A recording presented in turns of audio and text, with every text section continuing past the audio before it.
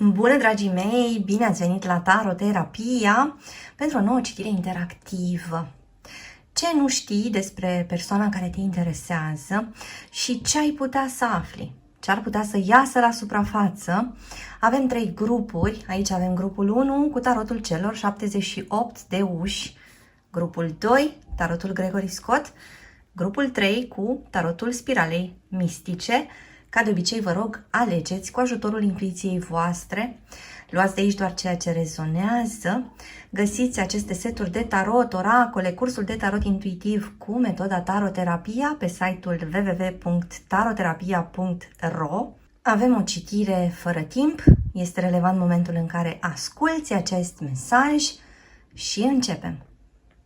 Sunt aici cu grupul 1, cu cei dintre voi care au ales tarotul celor 78 de uși.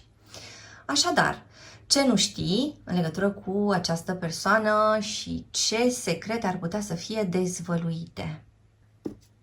O surpriză te așteaptă la orizont.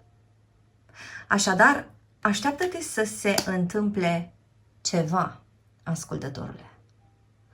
Se pare că în viața acestei persoane se întâmplă niște lucruri importante, are parte de o serie de evenimente chiar dramatice care pot determina o anumită transformare. Această persoană are în acest moment o grămadă de piedici din foarte multe direcții. Pare că nu poate deschide pur și simplu ușile, ci trebuie să le spargă, trebuie să depună foarte mult efort pentru a ajunge undeva.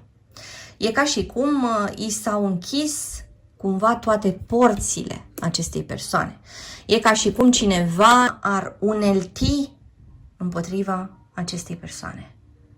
E ca și cum această persoană trebuie să se confrunte cu niște forțe adverse, puternice. O persoană care, iată, trebuie să meargă la medic sau are de rezolvat ceva probleme destul de serioase. Cineva care nu se simte bine.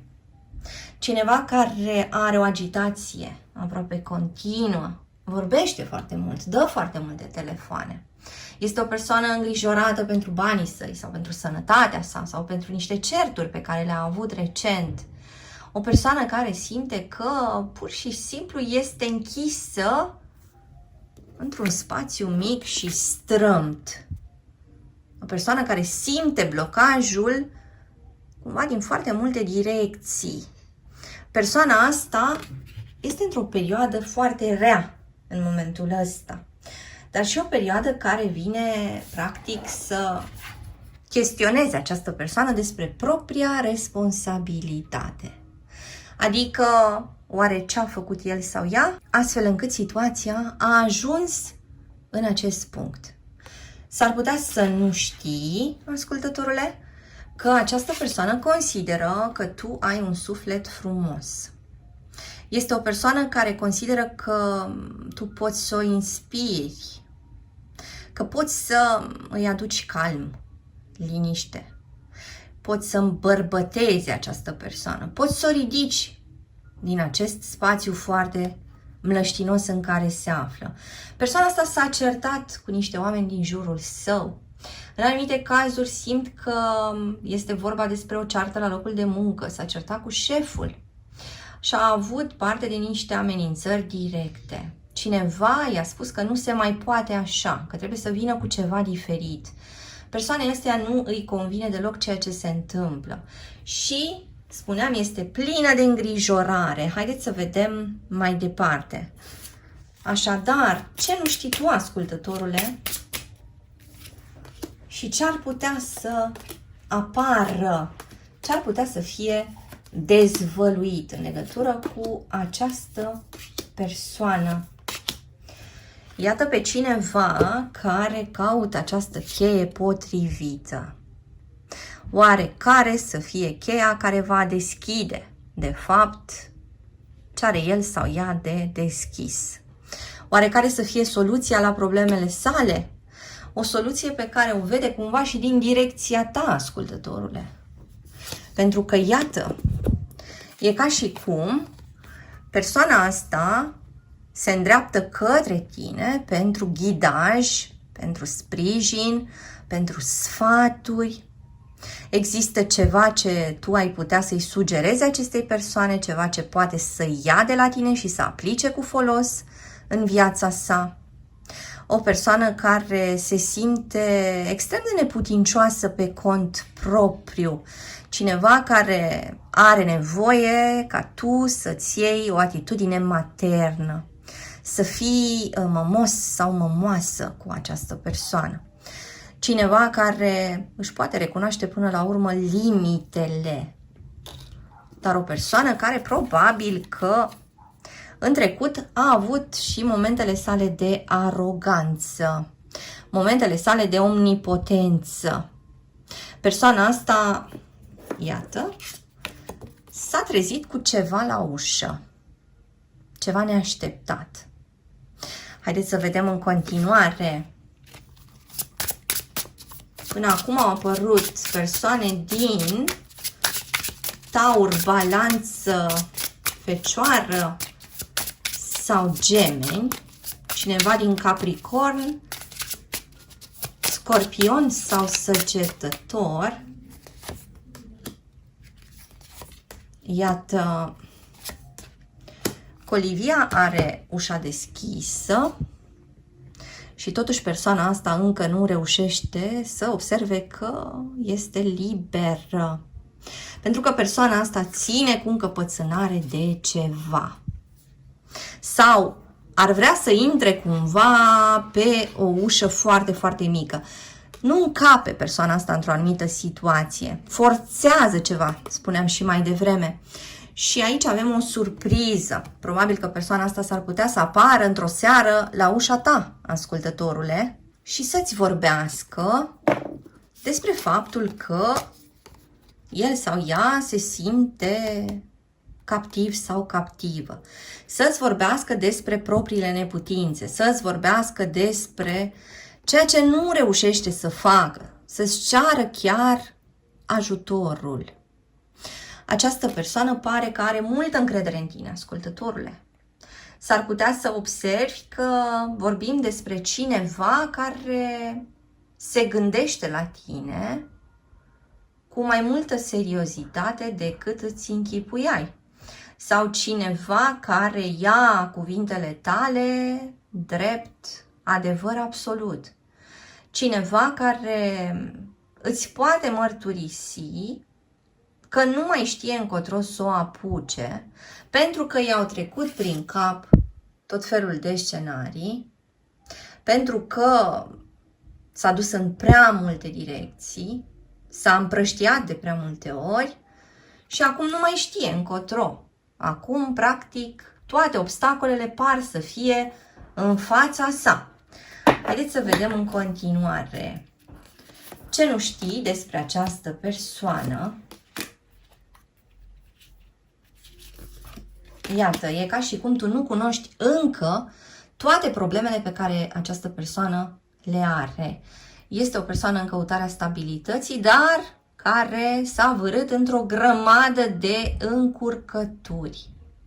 Adică, în loc să folosească, practic, calitățile sale pentru a crește sau pentru a obține niște lucruri în plus, persoana asta și-a cam tăiat craca de sub picioare. Și vine către tine, ascultătorule, de ca și cum tu ai fi consilierul său, de ca și cum tu ai fi persoana care deține acele cunoștințe de aur de care această persoană are nevoie.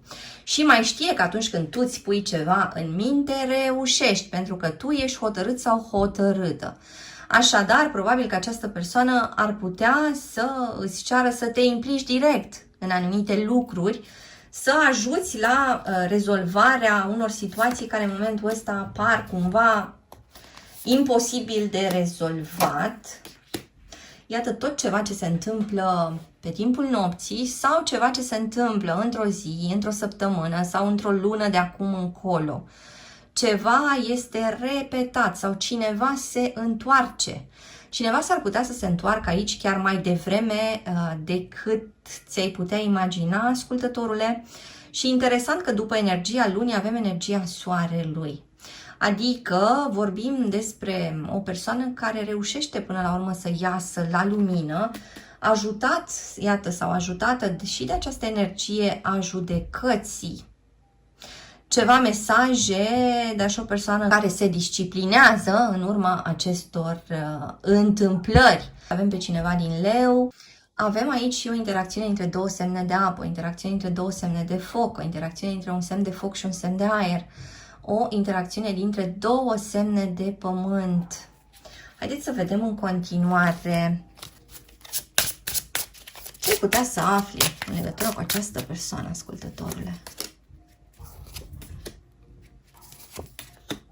Persoana asta a vorbit cam mult și acum regretă că a spus anumite lucruri. Această persoană are și o cantitate de vinovăție în legătură cu tine, ascultătorule. S-ar putea să auzi de la această persoană că a greșit foarte mult la un moment dat față de tine și ar dori să ajusteze ceea ce a făcut. Avem o persoană care încearcă până la urmă să repare ceva cu tine, ascultătorule. Îți mulțumesc că ai fost cu mine astăzi, te aștept și data viitoare. Între timp, hai pe www.taroterapia.ro. Găsești aici cursuri de tarot cu metoda taroterapia, citiri personalizate, seturi de tarot, oracole, cărți și alte surprize. Dă un like, lasă un comentariu și abonează-te la acest canal dacă ți-a plăcut acest video, iar până data viitoare să ai grijă de tine! Sunt aici cu grupul 2, cu cei dintre voi care au ales tarotul Gregory Scott. Explorăm împreună ce nu știi despre această persoană și ce ar putea să iasă la suprafață în legătură cu această persoană. Și avem aici pe cineva care se simte rătăcit.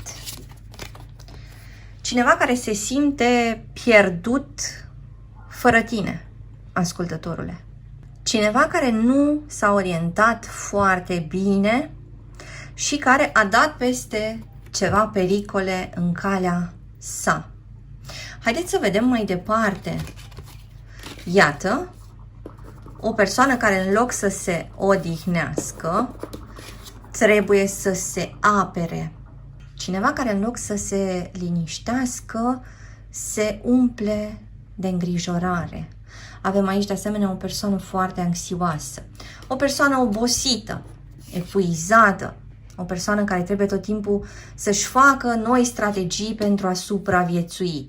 Pentru că îi se pare că în jurul său, în momentul ăsta, lucrurile sunt foarte, foarte amenințătoare, da? O cale lungă, întunecată, o persoană care nu reușește să vadă foarte clar ce se întâmplă în jurul său, o persoană care, spuneam mai devreme, pare că și-a pierdut direcția și o caută venind către tine sau întrebându-te pe tine, ascultătorule, încotro. Această persoană s-ar putea să vină de la distanță sau s-ar putea să îți dea un semn întorcându-se dintr-o călătorie. Vorbim aici despre o persoană care e foarte, foarte atrasă de corpul tău, o persoană care admiră foarte mult felul în care tu te îmbraci. Avem aici o persoană care simte foarte multă pasiune în legătură cu tine, ascultătorule. Și mai avem de asemenea o persoană care consideră că trebuie să se întâmple ceva bun în viața sa, că trebuie să se întâmple ceva miraculos în viața sa, chiar cumva și din greșeală, din întâmplare. Adică cineva care își dorește să se așeze lucrurile pentru el sau pentru ea, astfel încât să-și găsească un moment de liniște, să-și găsească un moment de relaxare, să se poată readuna, să poată să repornească, pentru că problemele cu care s-a tot confruntat au devenit mult prea apăsătoare. Din punctul ăsta de vedere, citirea seamănă cu citirea de la grupul 1. Haideți să vedem mai departe ce nu știi despre această persoană, ce ai putea să afli, ascultătorule.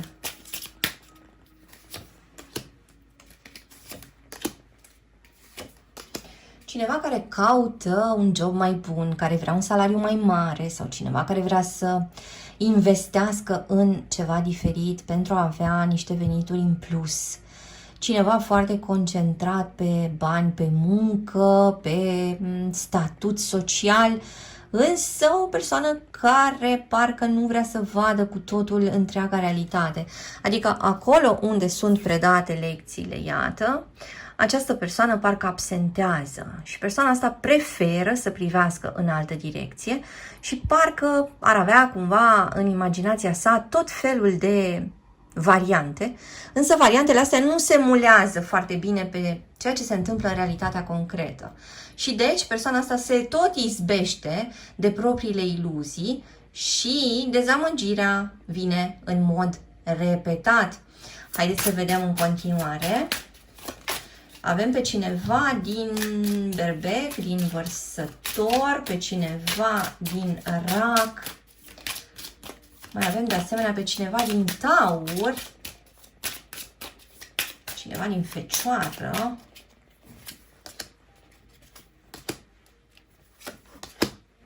O cale nouă care este anunțată aici.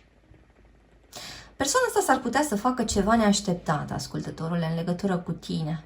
Este cumva împins sau împinsă către soluții absolut noi. Trebuie să schimbe cu totul strategia și tacticile sale. Haideți să vedem în continuare. Interesant. O interacțiune dintre un semn de pământ și un semn de aer sau interacțiune dintre un semn de foc și un semn de aer.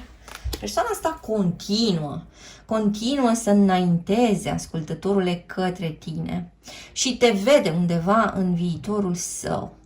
Adică persoana asta vrea să aibă compania ta în permanență. Și ceva de asemenea se întâmplă foarte, foarte repede. Avem aici un eveniment care poate să se întâmple în următoarele zile sau în următoarea săptămână.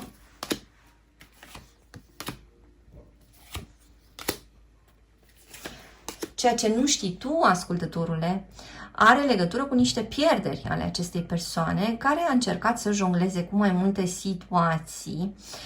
Această persoană probabil că a estimat niște rezultate extreme, niște rezultate mult prea mari. În momentul ăsta, persoana asta trebuie să se tempereze. Iată, avem pe cineva de asemenea din Săgetător. Cineva trebuie să se tempereze și persoana asta parcă trebuie să se așeze un pic, să respire așa profund și să se uite cu ochii larg deschiși către ceea ce se întâmplă. Sunt niște pierderi în viața acestei persoane pe care nu le poate compensa și mai simt că pentru o parte dintre voi pierderea asta are legătură cu relația voastră. Adică, în anumite cazuri, probabil că persoana asta te-a pierdut deja pe tine, ascultătorule. Iar acum are parte de alte pierderi și toate aceste lucruri încep să fie din ce în ce mai grele. E ca și cum situația asta devine de nesuportat. Haideți să cerem câteva detalii aici. O persoană însărcinată, o sarcină nouă sau avem un copil sau avem de asemenea un botez sau putem avea o aniversare a unui copil, sunteți invitați undeva sau persoana asta se folosește de această ocazie pentru a te putea avea lângă el sau lângă ea. Interesant și doiul ăsta de cupe și 4 de bastoane, de ca și cum, ascultătorule, ați putea să vă reuniți, ați putea să vă împăcați, ați putea să aveți o întoarcere puternică din partea acestei persoane sau de ca și cum vă mutați din nou în aceeași casă sau faceți ceva planuri în legătură cu o locuință comună. Pare că persoana asta vrea să ajungă la o apropiere de tine, ascultătorule. Pare că această persoană nu poate să stea departe de tine. Nu rezistă fără tine. E ca și cum persoana asta a plecat să exploreze o întreagă lume și ceea ce a văzut în lume a fost sub nivelul visurilor și speranțelor acestei persoane. Deci cineva care a plecat plin de elan și s-a întors cu coada între picioare. Cineva care probabil că și-a spus că având la îndemână foarte multe căi de explorat, va avea și foarte multe rezultate. Însă, ce a obținut această persoană a fost, de fapt, ceva de calitate foarte slabă. Ce a obținut această persoană a fost ceva cu gust foarte, foarte amar. Îmi vine să spun chiar ceva cu gust stricat. Adică persoana asta parcă se uită dezgustată în urma sa, parcă se uită dezgustată la alegerile sale, parcă se uită dezgustată la interacțiunile pe care le-a avut în ultima perioadă și face această comparație cu ceea ce poate să trăiască cu tine, ascultătorule. Iar ceea ce poate să trăiască cu tine aduce foarte multă bucurie acestei persoane și e ca și cum persoana asta prinde tot mai mult curaj să viseze la tot mai mult cu tine, ascultătorule. Îți mulțumesc că ai fost cu mine astăzi, te aștept și data viitoare. Între timp, hai pe www.taroterapia.ro. Găsești aici cursuri de tarot cu metoda taroterapia, citiri personalizate, seturi de tarot, oracole, cărți și alte surprize. Dă un like, lasă un comentariu și abonează-te la acest canal dacă ți-a plăcut acest video, iar până data viitoare să ai grijă de tine! Sunt aici cu grupul 3, cu cei dintre voi care au ales tarotul spiralei mistice. Explorăm împreună ce nu știi despre această persoană care te interesează și ce ai putea să afli, ce ar putea să fie dezvăluit în legătură cu el sau cu ea. Și pare, ascultătorule, că avem aici pe cineva care tare mult și-ar dori să îți dea o lecție. Aici avem o persoană care parcă ar dori ca tu să simți din plin posibila sa pierdere. O persoană care pare că se luptă cu tine chiar și de la distanță, cineva care nu are nimic de câștigat din o astfel de poziționare, dar care nu se poate abține din a încerca să-ți arate la cine este puterea în această relație. Și mă întreb cum rezonează cu voi. Avem aici de 2 ori 8 de cupe, ceea ce înseamnă că probabil persoana asta a plecat sau ți-a dat de înțeles că ar putea să se îndepărteze de tine, încercând să vadă de asemenea ce reacție vei avea tu, ascultătorule. Dar cineva care pândește din umbră, cineva care parcă ar vrea să se furișeze undeva la tine în casă și să te privească dintr-o oglindă sau dintr-un colț al camerei. O persoană care este roasă de curiozitate în legătură cu tine, dar care nu dorește să îți arate în acest moment interesul său. Cineva care, iată, poate să-ți dea de înțeles că e foarte împăcat cu propria viață, că drumul pe care merge acum e foarte ok pentru el sau pentru ea, însă simt că această persoană este plină de ranchiună și este plină de ostilitate. În intențiile acestei persoane, lecția este cuvântul principal. În intențiile acestei persoane avem dorința de a-ți da cumva peste nas, de a-ți demonstra cine este șeful aici, cine este liderul, cine are cu adevărat toiagul puterii în mână. Așadar, persoana asta se poate preface în această perioadă că nu are nicio legătură cu tine sau cu relația. Sau, în alte cazuri, se poate ca această persoană să fie în relație cu tine în continuare, dar să îți arate că are treabă în altă parte, că se ocupă cu alte lucruri, că are de ieșit cu prietenii, că are diverse îndatoriri sociale sau că pur și simplu are o nouă activitate care îi ocupă foarte mult timp. simt că persoana asta nu ți-ar spune direct că este măcinat de anumite lucruri, dar așteaptă de la tine să vadă frământare, așteaptă de la tine să vadă îngrijorare, așteaptă de la tine să faci tu probabil un pas, da? Să vii tu cu ceva noutăți, să anunți tu ceva sau să faci tu pur și simplu pe prietenosul sau pe prietenoasa. Această persoană consideră că îi se cuvine atenție, de exemplu, da? Sau îi se cuvine din partea ta acel loc principal, să fie în continuare centrul universului tău. Așadar, o persoană care nu își dorește să plece cu totul, dar în același timp nici nu vrea să te elibereze pe tine, ascultătorule. Adică această persoană trebuie să te aibă undeva, prezent sau prezentă, și să știe că poți să fii disponibil sau disponibilă pentru el sau pentru ea atunci când are nevoie de tine. Știe cumva că se poate baza pe tine această persoană. Și în același timp nu vrea să-ți arate că depinde prea mult de tine, pentru că asta i-ar crea în ochii săi o poziție de inferioritate. Persoana asta caută foarte mult laurii, caută foarte mult aplauzele, caută grupuri mari de persoane care să spună ești în centrul atenției noastre și vrea ca tu să fii principalul om care îi recunoaște calitățile în continuare.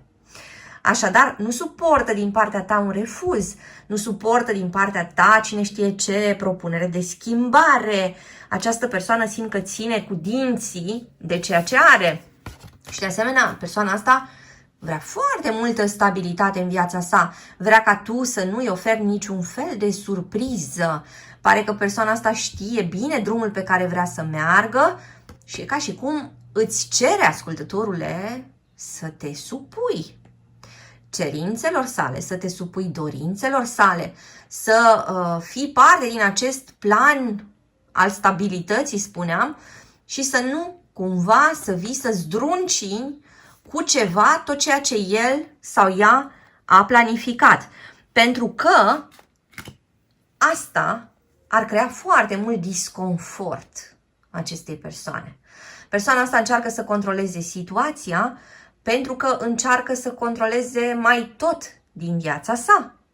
Această persoană, practic, se poartă cu tine, ascultătorule, de ca și cum tu ai fi parte din zestrea sa, de ca și cum ai fi un soi de diamant din cufărul său, pe care îl vrea doar pentru sine, dar de care poate dispune la fel după bunul plac, da? Așadar, nu avem ideea de continuitate și nu avem prea mult ideea de reciprocitate, pentru că persoana asta trebuie să ordone, cam așa vede lucrurile.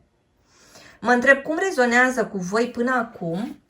Haideți să vedem în continuare ce mai apare, ce ai putea să afli în legătură cu această persoană, ascultătorule.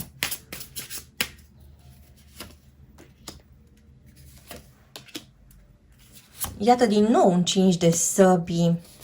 Cineva care pendulează, cineva care oscilează, cineva care nu se hotărăște încă de fapt ce vrea cu adevărat, pentru că, iată, persoana asta câteodată e ceva mai aproape de ceea ce simte. Câteodată își dă seama că dacă va duce această situație până la extrem, atunci da, tu poți să îl scoți sau să o scoți din lista ta de priorități. Adică vede într-adevăr și riscul ăsta ca tu să acționezi și să-l excluzi sau să o excluzi. Și atunci are probabil momentele sale de căldură, are momentele sale de atenție crescută față de tine. Are momentele sale în care poate să fie, de exemplu, foarte glumeț, foarte șarmant. Are momentele sale în care îți propune lucruri făcute împreună și îți poate da impresia că te ia, de fapt, ca parte importantă în deciziile sale. dar simt că face acest lucru mai cu seamă atunci când vede că tu ești pe picior de plecare, mai cu seamă atunci când vede că tu îți pui la cale drumul tău, adică doar în momente de urgență, doar în situații în care trebuie să evite ceva nasol. Vă rog să-mi spuneți cum rezonează. Avem aici pe cineva din Pești, cineva din Săgetător, cineva din Balanță sau din Vărsător. Avem aici de asemenea pe cineva din Scorpion sau cineva din Rac. Haideți să vedem mai departe ce ai putea să afli în legătură cu această persoană.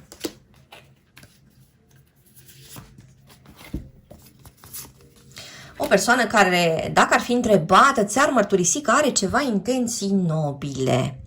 Persoana asta ți-ar spune că are planuri mari cu viața sa și că nu alege pe oricine să-i fie aproape. Adică ar vrea să-ți dea de înțeles că ești special sau specială prin simplul fapt că te-a ales. Adică persoana asta pur și simplu nu prea reușește să aibă o atitudine echilibrată. Iar mesajele pe care ți le transmite sunt de multe ori contradictorii. Pentru că această persoană nu este în pace cu propria viață și nu este în pace cu propriul drum. Cineva care deschide o ușă și o închide foarte repede, da? Asta poate însemna un partener care vine și pleacă, o persoană care tot intră și tot iese din viața ta. Cineva care vrea să-ți dea impresia că e foarte inteligent, de exemplu, sau foarte cult, sau avut, educat, o persoană foarte deschisă la minte, însă contează foarte mult aparențele pentru el sau pentru ea, pentru că altfel lucrurile se perindă în continuu prin viața sa, schimbările se perindă în continuu prin viața sa, deși, spuneam mai devreme, persoana asta ar vrea să țină cu dinții de lucruri așa cum sunt. Pare că nici măcar nu realizează că tot deschide și închide uși. E ca și cum singura sa obișnuință este tocmai trântitul acestor uși, da? Cineva care stă tot timpul într-o zonă de tranziție, cineva care stă tot timpul pe hol sau pe pod. Și deși își dă seama că ceva pare să fie în neregulă acolo în viața sa, totuși continuă și se lovește mereu de aceleași probleme. Haideți să explorăm în continuare ce mai apare aici, ce ai putea să afli despre această persoană. Iată un final de ciclu, o persoană geloasă, curioasă, un spion, o persoană care vorbește foarte mult în perioada asta. S-ar putea să aveți ceva discuții, pentru unii dintre voi s-ar putea să fie ceva discuții aprinse. Persoana asta ți-ar da de înțeles că nu permite nimănui să intre prea mult sau prea profund în chestiunile sale personale. Adică persoana asta ți-ar spune că nu suportă prea mult să sape și să vorbească, de exemplu, despre sentimente. Persoana asta ți-ar spune că tu trebuie să vezi lucrurile și să le interpretezi, nu să aștepți să-ți declare ceva. De asemenea, această persoană ți-ar mai spune niște lucruri care îți vor da de gândit, ascultătorule, pentru că are niște mesaje mixte. S-ar putea să înțelegi din discursul său, de exemplu, că persoana asta e foarte furioasă pe tine, după care s-ar putea să auzi că tu ești de fapt important sau importantă pentru el sau pentru ea. Și e posibil să te întrebi, dar ce o mai vrea de la mine? Că nu mai înțeleg absolut nimic. Da? S-ar putea să pui problema în felul ăsta. Iată, discuții despre putere, cine are dreptate, se caută un soi de cale de mijloc, se caută o alianță, dar cineva nu prea reușește să rostească sau să-și ceară scuze. S-ar putea să se creeze un context în care persoana asta ar cam trebui să recunoască ceva în legătură cu niște probleme, cu niște greșeli, dar parcă nu reușește să deschidă gura complet. Și din nou, din această frică, ascultătorule, să nu cumva să îți ofere ție toată puterea și tu să te folosești de această putere și să-i faci rău. În fapt, o persoană care se apără din toate direcțiile. Și bineînțeles că persoana asta se simte adesea singură, izolată sau chiar alienată. Iar asta vine din propriul comportament. Vine din aceste alegeri pe care le face frecvent. Haideți să mai explorăm.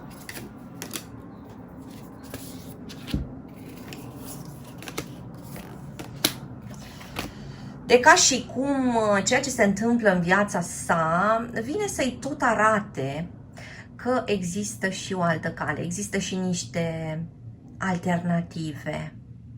Adică persoana asta are vreo 2-3 ocazii în perioada următoare în care ar putea să înțeleagă că acest drum pe care merge îi face foarte mult rău. De văzut ce va lua din toate astea și la ce concluzie ar putea să ajungă. Îți mulțumesc că ai fost cu mine astăzi, te aștept și data viitoare. Între timp, hai pe www.taroterapia.ro. Găsești aici cursuri de tarot cu metoda taroterapia, citiri personalizate, seturi de tarot, oracole, cărți și alte surprize. Dă un like, lasă un comentariu și abonează-te la acest canal dacă ți-a plăcut acest video, iar până data viitoare să ai grijă de tine!